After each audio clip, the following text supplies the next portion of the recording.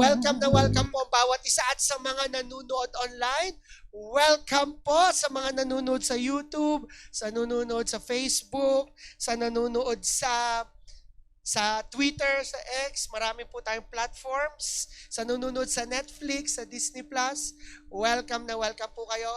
Ako nga pala po si Pastor Finney Plata. Ako po ang senior pastor dito sa Jesus the Anointed One Church. And we are so happy. Bakit ibang excitement ngayong araw na ito? Amen. Sinong excited ngayong araw na ito? Come on, sinong super excited? Amen, napakabuti ng Lord. And nakatapos po tayo sa ating series na for 5 weeks, nakatapos po tayo sa fruitful. Diba? Pinag-usapan natin ang pamumunga, diba? Sino dito ang namunga na? Come on. Pabuhay po ng ilaw, thank you, thank you. Or wag na, para hindi masyadong mainit. Sino po dito ang namunga? Sino dito may nadadalang, may nasyaran? Sino dito ang may nasyaran na? Amen. Kung hindi pa, sino dito yung nakapal na mukha? Yun. Tingnan mo nga katabi mo kung makapal mo, ganunin mo nga pisngi. Makapal na ba mukha niyan? Sino dito may madadala na laging bago sa church?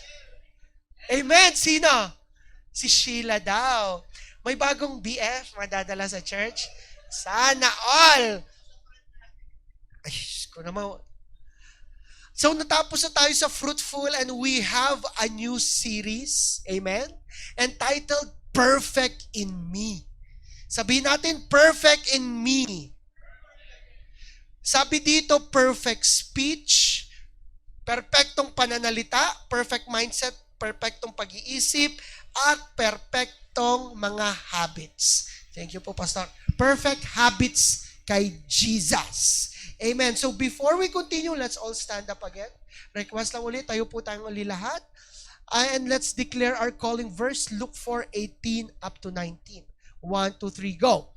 The Spirit of the Lord is upon me because He has anointed me to preach the gospel to the poor. He has sent me to heal the brokenhearted, to proclaim liberty to the captives and recovering of sight to the blind, to set at liberty those who are oppressed, and to proclaim the acceptable year of the Lord. For our God is Jesus, the Anointed One. And let's declare who we are, our 10 culture. 1, 2, 3, go. I am a blessing. I am anointed. I am a deliverer. I am a good follower. I don't destroy, I build. I am not seasonal. I appreciate everyone and everything. I am part of something big. I'm in partnership with Christ and I am not extreme. Yes, pwede na tayong umupo. And sino po dito ang ating mga VIPs? Ano ba ibig sa VIP? Sino dito ang first time na sa kauna-unang pagkakataon ay naka-attend sa ating Sunday service? Pwede po bang taas ang kamay? Wow! Welcome na! Huwag po ibababa ang kamay. Huwag po ibababa. Welcome po. Welcome. Welcome po sa Jesus. Uy, di kayo bago. Welcome po sa Jesus the Anointed One Church. Pwede bang hi natin sila? Hello. Hello po. Pwede ba itaas ang kamay? Taas ang kamay. Yan. Ay, sino nag-invite sa iyo? Yun eh. Si Angela. Wow, palakpakan naman natin si Angela. Wow. Tapos, sino nag-invite sa iyo, Ineng? Si Roslyn. Wow. At ikaw, Ineng, anong name mo? Sarah. Sino nag-invite sa iyo? Si JM. Wow. Welcome na welcome po kayo dito. We are so happy na kayo po ay nandito. Don't worry po. Hindi ko po kayo pinipilit baguhin ang paniniwala nyo. Kung ano yung religion nyo, that is what it is. Kung anong religion mo yun na, hindi po tayo naniniwala sa religion. Ang pinaniniwalaan natin ay masayang mix and match. Yes! Yung po ang pinaniniwalaan natin. Tama, Abe? Tama, masayang mix and match. Okay. So, yun. Sino po dito ang gamer? Sa kamay, gamer. Yan. Ako po dati gamer. Gamer. Mapaglaro. Ibang gamer sa mapaglaro. Di ba pag ikaw ay naglalaro ng kahit anong computer games, online games, mobile games, minsan, Kapag yung mga adventure games, sino mahilig sa mga adventure games? Yung lalaruin mo ng 3 buwan, hindi ka pa natulog nun. Mahilig po ako ganun dati. Naglalaro ka ng games ng 3 buwan. And then kapag natapos mo na siya ng 3 buwan, natalo mo na yung pinaka-boss. Natalo mo na yung pinaka-kalaban. Ikaw na yung natapos mo na ang laro. Ibig sabihin, tapos na ba ang laro? Hindi pa, di ba? May mga side quest. Pwede kang bumalik sa pinakaunang kalaban, sa pinakamahinang kalaban. At ikaw noon, kapag natapos mo ng laro, nasa iyo na lahat ng powers. Tama? Nakuha mo na lahat ng weapon, nakuha mo na lahat ng powers, kaya mo nang isamon lahat ng creatures, lahat ng armor, nasa iyo na, level 100 ka na, lahat ng weapon mo, level 100 na rin. At dati, kapag nagsimula ka ng laro, yung pinakamaliliit na kahinang kalaban, minsan, 10 slash bago mamatay. Di ba?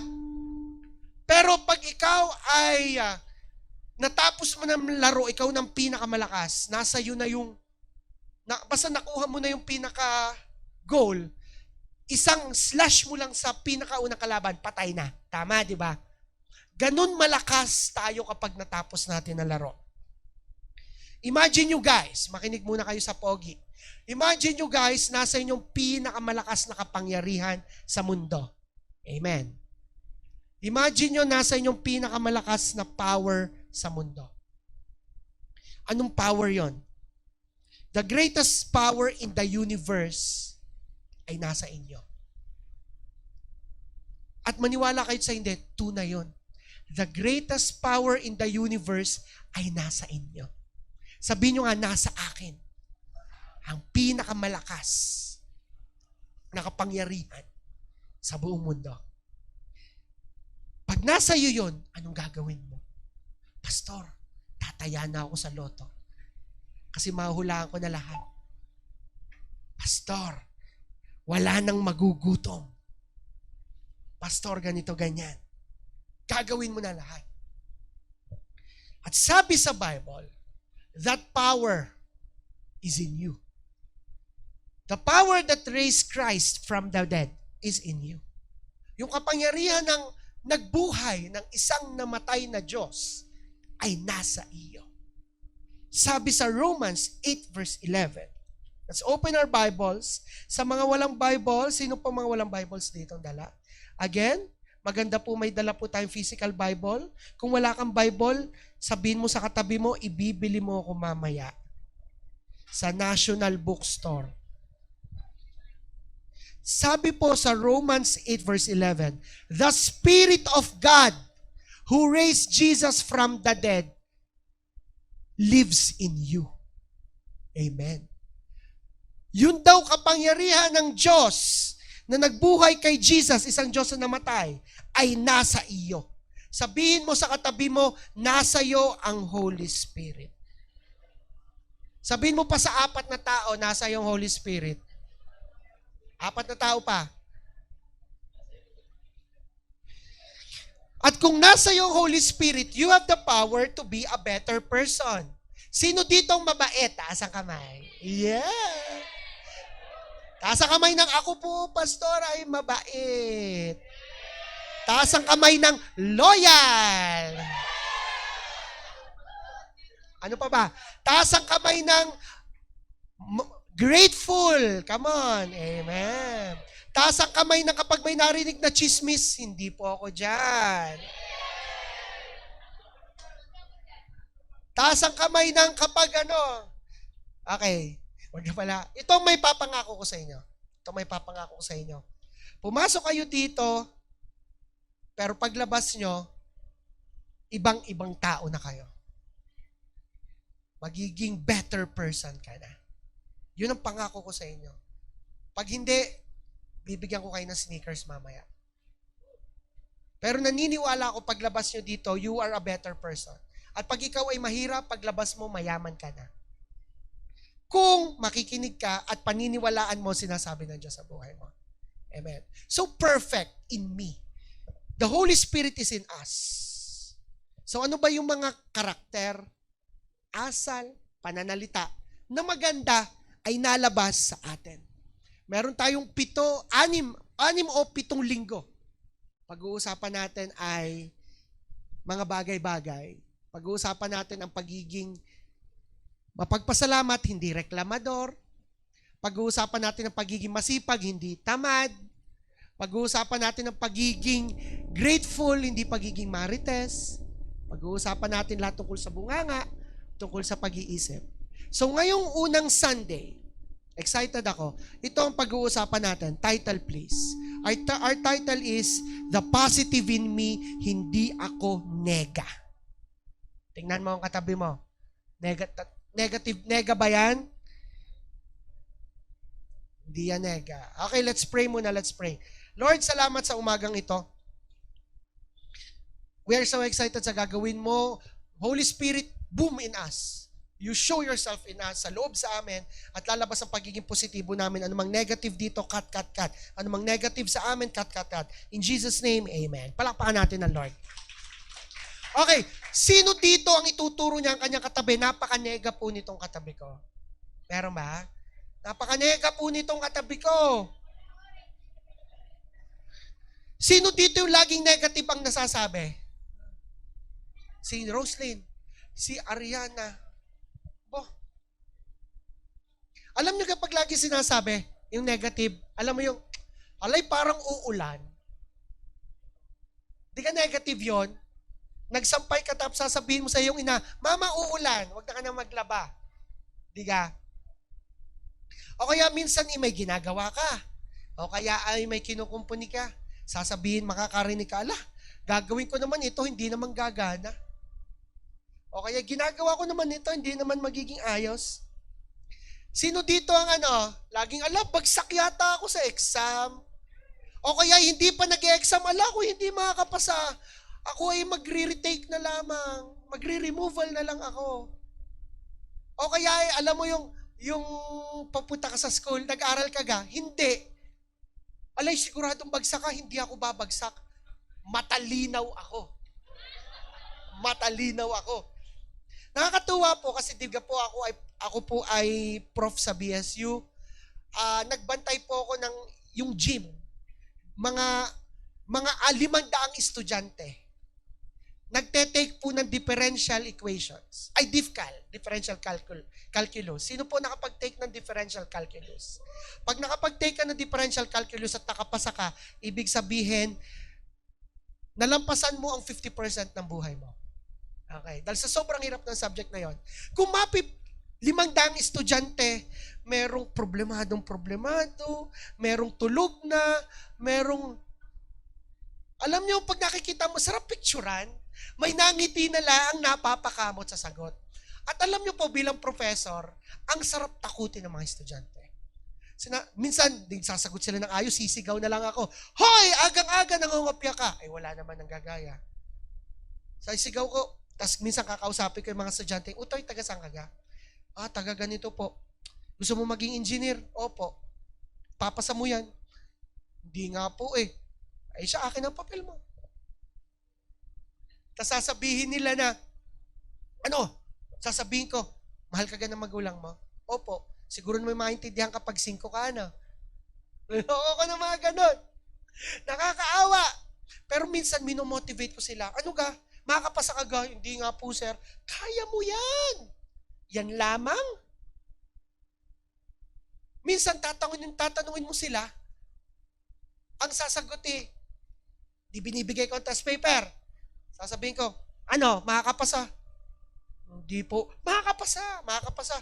Opo. Hindi ganyan. Opo, sabihin mo, opo, makakapasa ako. Minomotivate ko mga estudyante ko na kahit 0 sila, ang mindset nila, papasa sila. Minsan ganun tayo, di ba?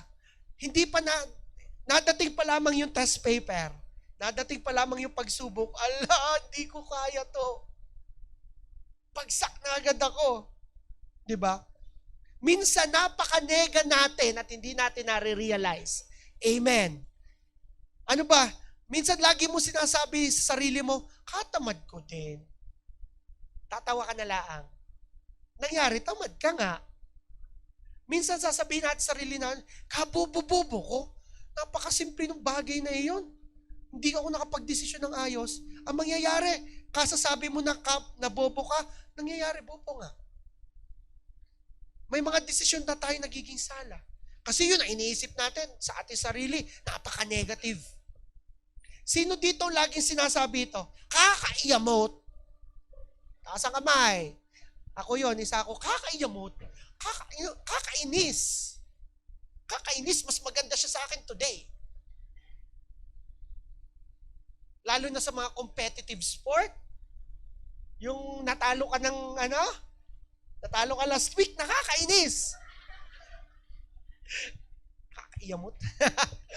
Alam niyo, naging bukang bibig ko lagi, nakakaiyamot. Napagsabihin ako ng asawa ko, alam mo, pastor ka, lagi ka nagsasabi na nakakaiyamot. Dapat hindi lagi naiiyamot. Diba? Lalo na dati, yung sa aksi, doon naging ang pinakamataas na momentum na ako, iyamot sa lahat. Nasa isip ko, talo na naman. Laro lang ito. SLP lang to. Yamot na yamot ako. Negang-nega.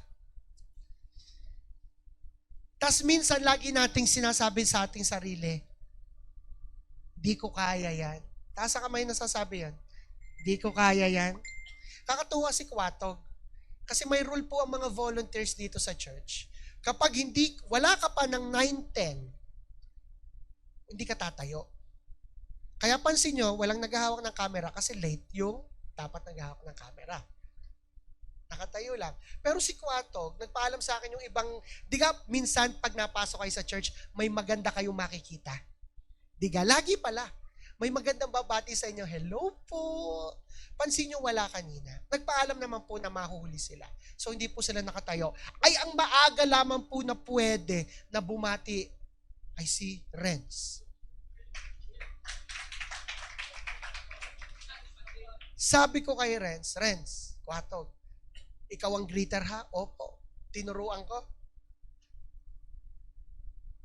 Maganda na dito si Renz. Hindi, si Kwatog, sabi ko, ganito Kwatog, magbabati ka, titingi ka sa mata. At kakamayan mo, magandang umaga po. Pasok po. Welcome po sa church. Pasok po kayo. Sampol. Lumabas ako, si Kwatog nandun sa lamesa. Sabi niya pagpasok ko, gaganong-ganon ako. Sabi ni Renz, magandang umaga po. Tumingin ka sa mata. Isa pa ha. Pasok ako. Sabi ni Renz, good morning po. Hindi nga, tumingin ka sa mata. Kaya mo yan. Sabi niya, pastor, ayoko na, hindi ko kaya. Kaya mo yan. Pangatlo, magandang umaga po. Welcome po sa, yun? Naganong-ganong pa din. Alam mo naman si Renz laging nakaganon niya. Sige, okay na yan. Okay, yung unang papasok, dahil yung unang papasok, sampulan mo ha. Pagbukas ng pinto, ang pumasok, si Catherine.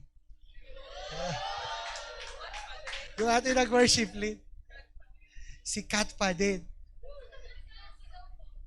Nagawa ni Renz ang hindi niya kaya.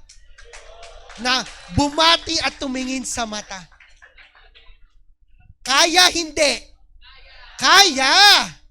Diba? At ikaw, kaya mo din. Kaya mong sumubok ng hindi mo nakasanayan. Kaya mong magnegosyo kahit mahiliit ang puhunan. At kayang mabago ang sitwasyon mo. Kayang-kaya mo. Sabihin mo nga, kayang-kaya ko. Minsan, nahihirapan tayo, masasabi natin, di ko kayang iwan siya. Diba? Di ko kaya ang limutin kita. Masdan mong mga muta. Anthony, kaya mong iwan, kalimutan. Yan, mali pala. Kayang-kaya nyong lumayo sa mga maling tao. Pastor, hindi ko kayang mag-isa. Kaya mo mag-isa. Kaya mong iwanan ng mga taong mali. Kaya mong maging mag-isa. Sino dito ang pinanganak? Sino dito ang kambal? Sino dito ang kambal? Wala. So, pinanganak ka sa sinapupunan ng iyong ina na mag-isa.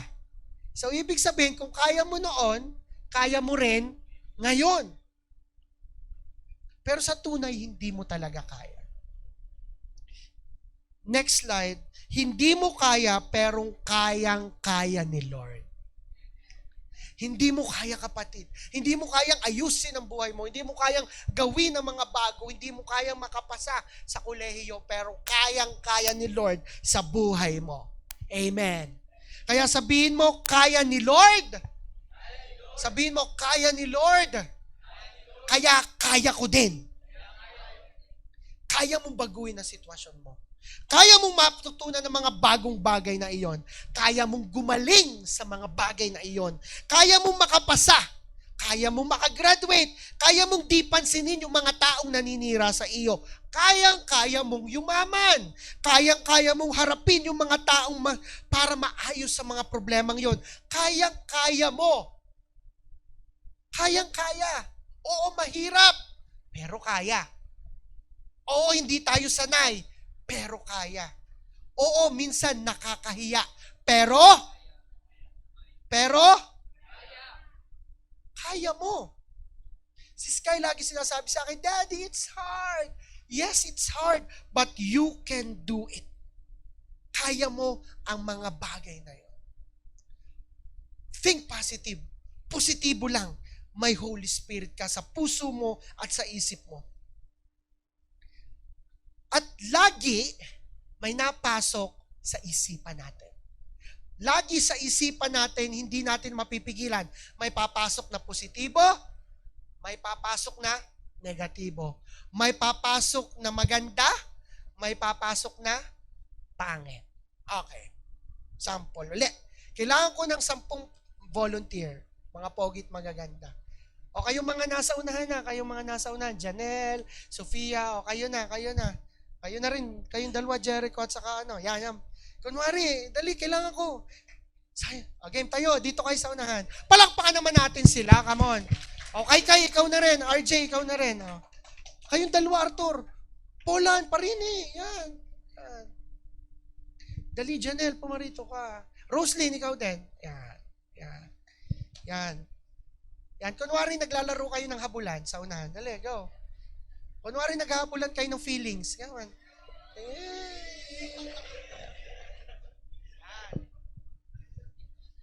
Laging may, kunwari, mga, di kayo, nakaharap kayo sa kanila. Dali, nakaharap kayo sa kanila. Huwag niyo takluban. Doon kayo sa baba muna.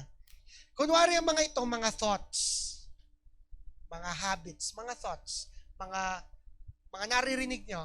Sabi ko nga, may mga magagandang naririnig, may mga pangit na naririnig. May mga positibong naririnig, may mga negatibong naririnig. Kumbaga, hindi nyo mafi-filter yung mga napasok sa isip nyo. May narinig ka, uy, ang pogi naman ng batang ito. Yan. Pumasok sa isip mo.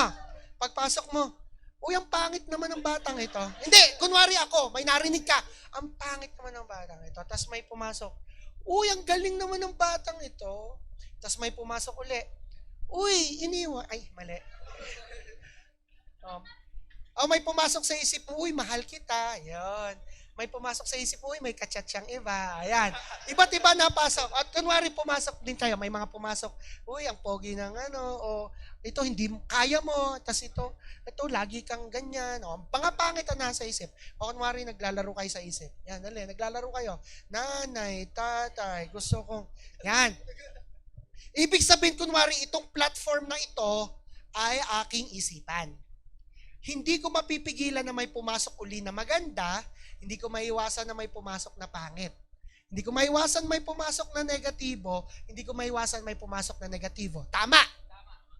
Lalo na kapag may tiyahin kang lagi ng pag nakita mo, yung taba mo ngayon, kailan ka mag-aasawa?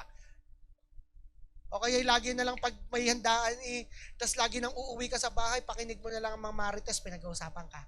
O kaya pagpasok mo sa school, lagi na lamang ang mga kung ano-ano sinasabi ng mga kaklase mo, mga prof mo sa iyo. Dini kayo, huwag kayong umalis sa platform. Nasa isip na nga kayo. Yan. Pero, huy, Nasa loob ka. Yan. May positibo at may mga negatibo, may magaganda at may mga pangit na napasok sa isip natin. Pero ang kaya mong gawin ay kung ano yung tatanggapin mo. Kaya mong i-filter kung anong tatanggapin mo. May nagsabi sa iyo na hindi mo kaya, hindi ka makakagraduate. Nasa isip mo na yon. Pero ang tatanggapin mo, kaya ko makakagraduate ako. May pumasok sa isip mo. Malulugi ang negosyo mo. Ganyan na lang. Tingnan mo, nalugi rin yung negosyo ng iyong kumare, pati iyo gayon. Nasa isip mo na, pero ang tatanggapin mo, hindi. Kung malugi man ako, yayaman pa rin ako. Susubok ako ng bago. Tinanggap ko sa aking pag-iisip. Tinatanggap ko sa mga isip ko yung mga magaganda, at ang mga pangit, inaalis ko na sa isip ko. Nagagets nyo po ba? Sino nakaunawa nun? Palakpakan naman natin ang bawat isa. Palakpakan nyo naman itong mga ito. Kaya mong tanggapin, kaya mong i-filter kung anong ilalagay mo sa isipan mo.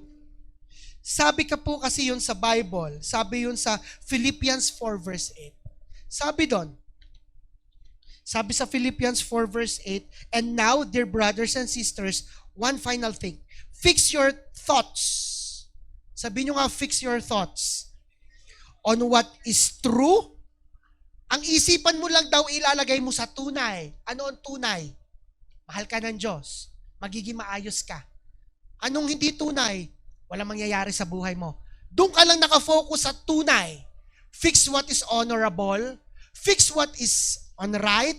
What is pure and lovely and admirable. Think about these things that are excellent and worthy of praise. Think positive. Yes, there will always be negative thoughts, negative things that will happen in your life. But it is in your capacity and the Holy Spirit in you kung ano yung tatanggapin mo, iaalaw mo sa buhay mo. Amen po ba? Next picture po. Ito po ay si Nick Vucevic. Si Nick Vucevic ay pinanganak na may sakit. Wala siyang limbs, wala siyang braso, wala siyang paa. Pero hindi na hinayaan ang kanyang lack, ang kanyang kawalan para hindi maging successful sa buhay. Si Nick Vucevic ay ngayon, siya po'y pastor. Siya ay napunta sa iba't ibang bansa, isang motivational speaker. Si Nick Vucevic ay nagkaroon ng asawa at apat na mga magagandang anak. Hindi siya nagsimula sa kakayanan ng katawan niya, nagsimula siya sa kakayanan ng isipan niya. Kaya kaya mo din. Wala kang dahilan. Sabihin mo sa katabi mo, kaya din natin. Ay, nako, ang baba ng energy. Sabihin mo sa katabi mo, kaya mo. Sabihin mo doon nasa likod mo, kaya mo. Huy, huminak, sabihin mo, kaya mo. Ay, nako. Pero ang dami na natin pagkakamali, diga. Ang dami na natin pagkakamali. Ang dami nating mistakes. Sino yung naging kagaya ko? Ang dami ng regrets. Sino maraming regrets? Na sana dapat ganito, sana noon ay nag-aral ako mabuti, sana pala ay dapat minahal ako ng ganito, sana ay hindi ko na binigay ang buhay ko, ang puso ko sa kanya. Marami tayong regrets, di ba? May narinig ako, at kapag nakararamdam tayo ng regrets, tayo ay nalungkot. Diba? Tayo ay nalungkot. May narinig ako na katuruan na bawal malungkot. Pwedeng malungkot. Si Jesus nga nalungkot. Namatay si pinsan niya. Sabi sa Book of Ecclesiastes, sorrow is better than laughter. When you fail, pag nagkamali ka, nakita mo yung score na exam mo. Nagsara ang negosyo mo. nag-away kayo ng mahal mo sa buhay, pwede kang lumungkot, pero tumayo ka agad. Next po, okay lang lumungkot. Huwag ka lang bababad. Okay lang maging malungkot. Huwag ka lang bababad sa kalungkutan. Kasi kapag binabad mo ang puso't isipan mo sa kalungkutan, then para yung toilet bowl na pag finilash mo, hihigupin ka. Hihigupin lahat ng lakas mo, emotions mo sa kalungkutan. Malungkot ka for a moment, pero tayo agad. I-declare mo agad, okay lang to, kaya ko to. Huwag kang lulungkot. Sabi nga sa Psalms 30 verse 5, I like this verse. I really love this verse. Psalms 30 verse 5, sabi doon, weeping may come at the night, but joy comes in the morning. May pag-iyak sa gabi. May moment ng pag-iyak, pero laging may bagong umaga. Laging may positibong umaga. Yung negative na narinig mo ng ibang tao, yung sinabi na negative ng ibang tao sa iyo, lulungkot ka talaga. Pero huwag kang babangon doon.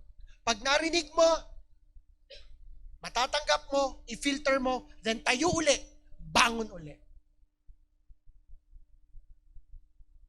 Nung nalaman ko dati na ako ay bumagsak sa isang major subject ng college, nagpakababad ako sa kalungkutan. Hindi pala, iba pala. Sige na nga. I'm in a relationship nung ako'y college. At mahal na mahal ko yung taong yun. Dati. At nag-break kami. Ay midterms.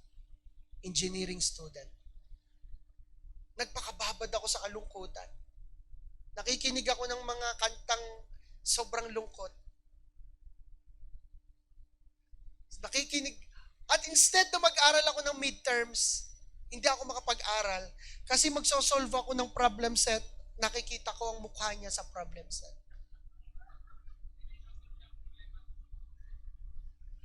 At alam nyo, napunta ako sa school, nakatungo ako, binigay sa akin yung exam, hindi ko alam may susulat, basang-basa ang exam, ang test paper, dahil mga luhang napatak.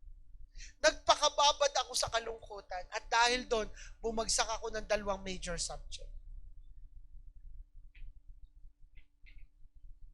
Pero sabi ng Lord, tama na ang iyak, may panibagong umaga.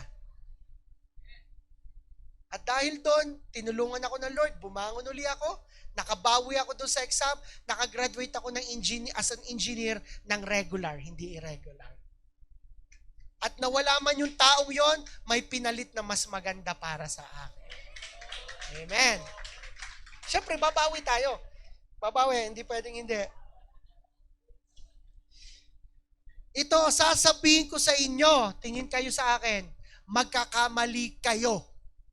You will fail. Magkakamali lahat kayo. Uunahan ko na kayo, pero kailangan yan. Kailangan yung magkamali. Kasi para matuto at para tumayo, kailangan magkamali. Ang mga pinakamayayamang tao sa mundo, naging bankrupt muna sila. Yang sina Bill Gates, yung may-ari ng Amazon, sina Jeff Bezos, sina Mark Cuban, bago sila naging multi-billionaire, may point sa buhay nila, bankrupt sila. Yung mga successful people, they made mistakes. Sina Elon Musk, sina Mark Zuckerberg, yung may-ari ng Facebook, ang daming lang errors nun. Pero hindi sila matututo kung hindi sila nagka-error. Ang mga sikat na pastor, mga magagaling na pastor, suffered a lot ng mga persecution, mga pangit na sinasabi sa kanila. Yang sina Craig Rochelle, sina Billy Graham, kahit si Jesus, ang dami niyang pagsubok, pero siya lang yung kaisa-isa na hindi nag-fail. Kaya may Jesus ka sa buhay mo. Tandaan mo, hindi porket nagkamali ka, pagkakamali ka na. Ulitin ko ha, I will say this aloud. Hindi porket nagkamali ka, pagkakamali ka na. Sabihin mo nga sa sarili mo, hindi ako pagkakamali. A failure is not always a mistake. It may simply be the best one that you can do under a circumstance. Pero ito, next po. The real mistake is to stop trying. Ang tunay na pagkakamali ay yung tumigil kang maniwala. Yung tumigil kang sumubok. Ang tunay na pagkakamali, yung tumigil kang mangarap. Yung tumigil kang umasa. Tumigil kang manampalataya sa Diyos. Yung tumigil kang magpatuloy. Yun ang tunay na pagkakamali. And sabi nga sa Romans 8:28, sabi dito, next verse, and we know that in all things, God works for the good for those who love Him. Sinabi doon, na in all things, God works together for the good. For example, hindi sinabi doon na lahat ng all things are good. Hindi sinabing lahat ng bagay ay mabuti. Anong sinabi? Ang lahat ng bagay ay sa pabuti ng pabuti. Yung naranasan mo ngayon, na minsan kawalan, na wala na kayong pera, wala na kayong makain, necessary yan sa pagiging pabutihan. Yung nararanasan mo ngayon, na kalungkutan, depression, kailangan minsan necessary yan para alam mo kung paano tumayo at makatulong sa ibang tao na nakakaranas yan. Lahat ng bagay na hindi maganda, hindi mabuti, pinagdudugsong-dugsong yan ng Diyos at minemekos-mekos tornado yan ng Diyos para sa huli ay maging maganda sa buhay mo. Amen. Palakpakan mo naman ang Diyos na positibo sa buhay mo. Kung kakainin mo ang hilaw na kambing, maanggo. Kung kakainin mo kung lalaklakin mo ang toyo, kung lalaklakin mo Leia Perrins, kung kakainin mo ang hilaw na sibuyas, kung kakainin mo ang hilaw na bawang, kung kakainin mo yung sili, kung papapakin mo ang reno, hindi maganda. Kakain ka ng hilaw na patatas, hindi masarap. Ulitin ko, lalo na yung kambing na hindi nilinis na maanggo, ang sama ng lasa. Pero kapag inayos, hinalbos, niluto, lahat ng mga sangkap yun, sa huli nagiging napakasarap na kaldereta. Minsan kailangan maging hindi masarap ang ingredient ng buhay mo para sa dulo makita mo yung positibo. Amen. Muli palakpakan mo naman ang Lord. And then, ang pagiging positibo mo ay hindi lamang sa isip, hindi lamang sa puso, kundi pati sa labi. Sino dito samlang ang ugali? Samlang ang bibig? Wala nga amen. Uy, may natuto. Samlang ka. Tas ang kamay. Dapat, positibo din ang nalabas sa labi natin. Sabi sa Proverbs 19 verse 21, sabi dito, death and life are in the power of the tongue. Ang buhay at kamatayan ay nasa kapangyarihan ng iyong dila. Pansin nyo, hindi nyo napapansin kung ano sinasabi nyo nangyayari. Lalo na pag negatibo. Pag sinabi nyo na may naglalakad na bata, yung batang yan matatakid. Kita nyo natakbo, anong mangyayari sa bata? Madadapa. Minsan naranasan ko gabi, nagatid po ako ng mga youth. Nagdadrive ako dyan sa Maysiko. May mabilis na mga motor, walang helmet, naka-short lang. Ang bilis, kumat. Nasabi ko, Lord, sorry, nag-repent na ako sa Lord. Nasabi ko, mga rin mga aksidente sa bilis. Pagligaw ko ganun sa tapat ng airbase, kalat ang sa kalsada. Nadaanan ko pa. Kasi nga pala, may kapangyarihan nga pala ng buhay at kamatayan ang mga dila natin. Kaya gamitin mo ang dila mo sa positibo. Diba? Instead na sabihin mo yung mga pangit na bagay, dapat puro magaganda. At sabi nga sa mga Bilang 14 verse 28, sa Tagalog, sabi doon, sabi ni Yahweh, sabihin ninyo sa kanila na ito ang pinapasabi ko, habang buhay akong si Yahweh, gagawin ko sa inyo ang narinig kong gusto ninyong mangyari. Anong sabi ng Diyos? Gagawin niya yung narinig niya sa atin na gusto nating mangyari. Gagawin niya yung sinabi natin na gusto mong mangyari. Ang tanong, ano ba yung sinasabi mo? Sinasabi mo ba na hindi mo kaya o lagi mo sinasabi, kaya ko? Ano ba ang dinedeklara mo? Kapag sinabi ng Diyos, magkakabahay, magkakakotsa ko, alam nyo si Lord, nasa langit, nakasalumbaba, uy, aantayin kong mangyari yan, tutuparin ko. Pag sinabi ko, balang araw makakagraduate ako, nakatingin ng Diyos, aabangan ko yan. Pag lagi mong dinedeklara, kahit hirap na hirap ka na sa buhay, pero lagi mo dinedeklara, magiging maayos ang pamilya ko. Magiging maayos, maliwalas ang buhay ng pamilya ko. Nakatingin ng Diyos sa langit at inaabangan. Sabi niya, inaabangan niya. Inaabangan niyang mangyari yon.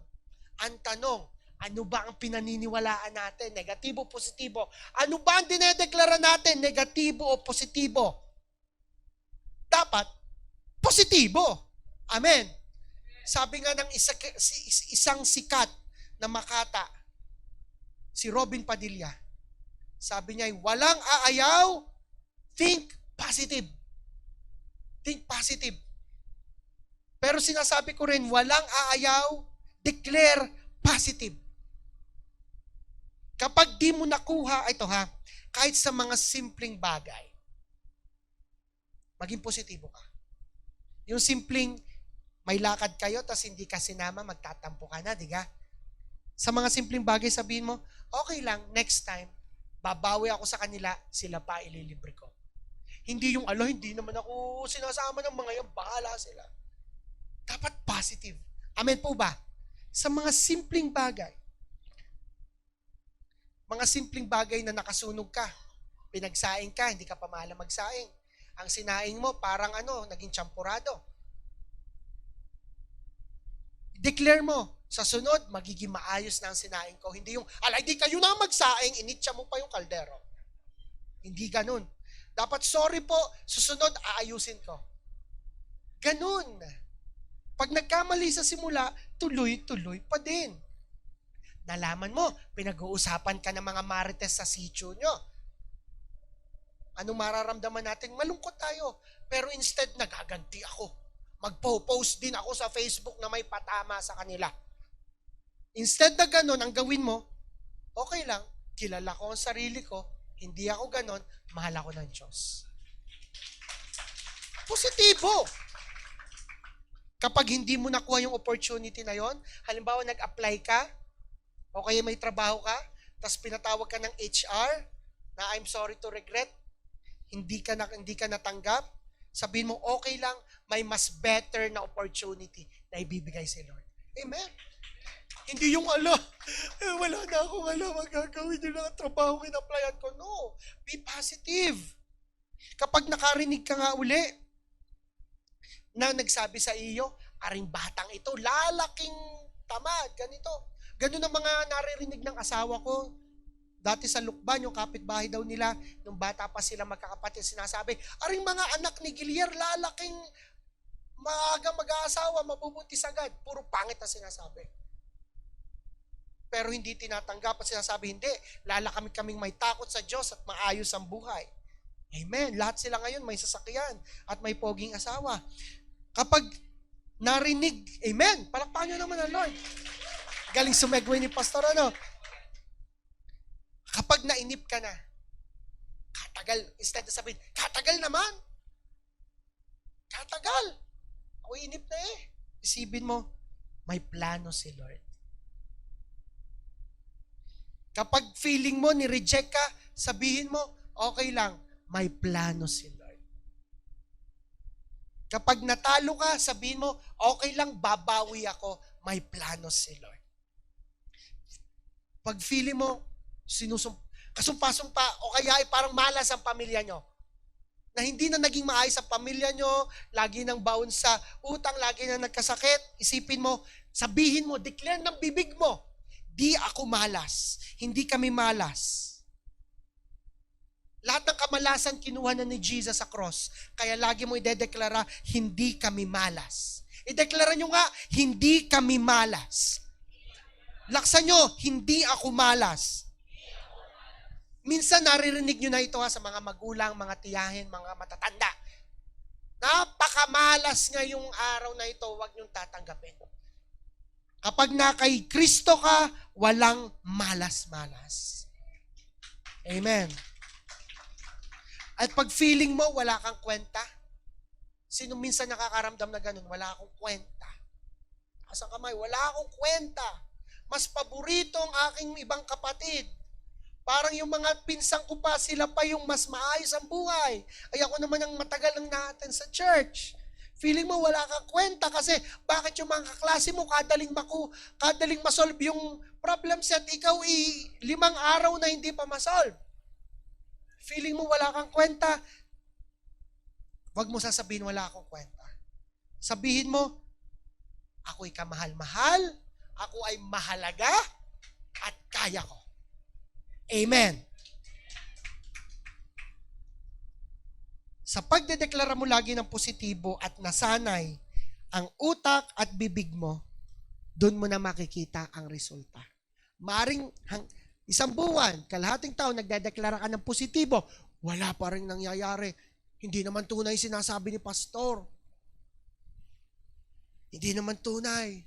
Pero ideklara mo lang, sa tamang panahon, sa panahon ng Diyos, mamumunga lahat ng positibong dinedeklara mo. Amen. For years, I've been declaring, magkakabuhok ako. For years. And after 15 years na pagdedeklara ko yon, finally, naging positibo ang declaration. Palakpakan mo, Lord. Amen. Hulban, please. Yan. Sino dito ang positibo na? Amen. Tumayo tayo lahat ngayong oras na ito. Alam nyo ba, di ba Jewish New Year, nakalimutan ko. Basta Jewish New Year ngayon. Di ba, Year of Open Doors? Meron pang isa. Next nga. This year is also the year of the mouth. Ano ibig sabihin mo? Ngayong taon, anumang ideklara ng bibig mo, mangyayari at mangyayari. Ulitin ko ha. Anumang ideklara ng bibig mo, mangyayari at mangyayari. But it starts with the heart. It starts with the mind and it ends with the mouth. It ends with the mouth. Ulitin ko, it starts with the heart. It starts with the mind. It ends in the mouth. And it should be seen in your face. Tingnan mo katabi mo. Mukha bang positibo yan? O mukhang pinagsukluban? Mukha bang kamahal-mahal yan? O mukha bang iniwan yan? Kung iniwan niya katabi mo, sabihin mo, okay lang yun. Taas ang kamay ng mga iniwan. Come on. Taas ang kamay ng mga iniwan. O, declare. Itong first declaration natin, sabihin mo, sa ganda kong ito, ako pag ang nawalan, alay, may kilala akong iniwan, hindi nagsasabi, sabihin nyo, sa ganda kong ito, ako pag ang iniwan, bahala siya sa buhay niya. Amen. Palakpakan niyo ang Lord. Come on. Okay, we would declare this morning. Taas muna tayo ng mga kamay. I believe in the power of this, the power of the Holy Spirit. Lord, sabi mo sa Numbers 14:28, inaabangan mo dyan anumang ilabas ng aming bibig. Marami kaming ilalabas ngayong oras na ito. I-declare natin muna yung ating Sabihin nyo, declare natin yung ating culture. Sabihin nyo, I am a blessing. Declare mo with conviction. Pwede nyo ibaba ang kamay nyo? Or gusto nyo manatiling nakataas? O gusto nyo hawak ang puso nyo? Just declare this. Sabihin mo, ako'y isang pagpapala. Pagpapala sa pamilya ko. Pagpapala sa maraming tao. Ako'y isang pagpapala. Declare mo, I am anointed. Marami akong tutulungang ibang tao. Sabi nyo, I am a deliverer. Gagamitin ako ng Diyos. Declare this, I am loved. Ako'y kamahal-mahal. I am fearfully and wonderfully made. Ako ay mahalaga. I am valued. Sabi nyo, I am beautiful. Sabi nyo, I am handsome. Declare nyo sarili nyo, ako'y pogi, ako'y maganda. Come on, declare this, come on. Mukhang nakakatawa pa, declare this. I am beautifully made. I am forgiven. Hindi ako kasumpa-sumpa. I am not cursed. I am set free. Declare this, I am rich. I am not poor.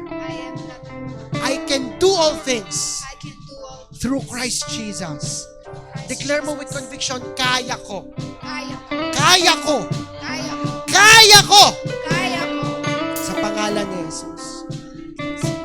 Now, I will give you a moment. Declare good things for your family.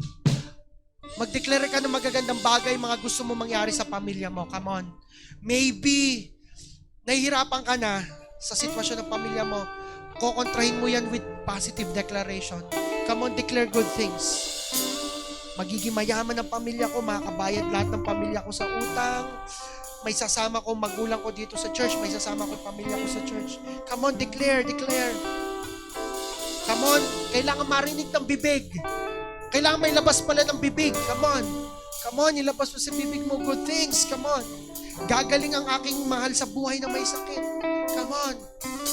Mag-aayos ang pamilya ko nag-aaway. Declare, come on. Oh, Jesus. Declare good things. Declare positive. Hallelujah. I declare. Hallelujah. And now declare good things. Ano yung gusto mo mangyari sa buhay mo? Simulan mo na ngayon. Makakagraduate ako ng college, makakapagtrabaho ako ng malaking sahod, makatayo ako ng negosyo, may pagpapatayo ko ng bahay ang pamilya ko, makakabila ako ng sasakyan, o makakabili pa ako ng motor. For now, come on, declare. Ikaw at si Lord, come on. Pag hindi nalabas sa bibig mo, hindi ang mapapakinggan ng Lord. Come on. Pakinig pala ng Lord, pero gusto ng Lord, binubo ka ng bibig mo. Come on. Oh, declare. Ano gusto mo mangyari sa buhay mo? Come on. Declare. Hallelujah, Jesus. Hallelujah. And what do you want to happen in this church? Come on. Declare mo gusto mo mangyari dito sa church. Lord, gagamitin ako. Lord, dadami ang upuan, dadami ang a-attend. Lord, mapupuno lagi ang church. Lord, ganito, ganyan. Declare. Come on, declare. Come on, maraming bago, Lord. Lord, magiging 300 ang na-attend. Declare. There's power. There's power in your mouth. This is the year of the mouth. What you declare, it will happen. Oh, Jesus. Salamat, Lord. Dadami kami, God. Maraming tao makakilala sa'yo. And Lord, matatalo namin ang taal mamaya. Thank you, Lord, in Jesus' name. Oh, you deserve. Come on. Jesus. Come on, itaas muli natin ating kamay. And let's declare, Lord, ako'y positibong tao. Lahat ng negatibo sa akin, sa pangalan ni Jesus, hindi ko pinahintulutan. Lumabas ka sa buhay ko. Thank you, Father. Hallelujah. Ako na lang magpe-pray. Lord, salamat po, Panginoon. Lord, ano mang dumating na negatibo sa buhay ng bawat isa, I declare, hindi namin tatanggapin. Bagkus mananatili kami sa positibo, mananatili kami sa deklarasyon mo, at mananatili kami na naasa sa pangako mo. Salamat po, Panginoon. Lahat ng binanggit namin, narinig po na dyan, at mangyayari at mangyayari, at tutuparin mo yon. Thank you, Father. We honor you. We love you, God. Binabalik namin sa iyo lahat because you're worthy. Karapat-dapat ka. Thank you, Jesus. Sa pangalan mo lang kami naasa. Amen. Palakpakan natin ang Lord.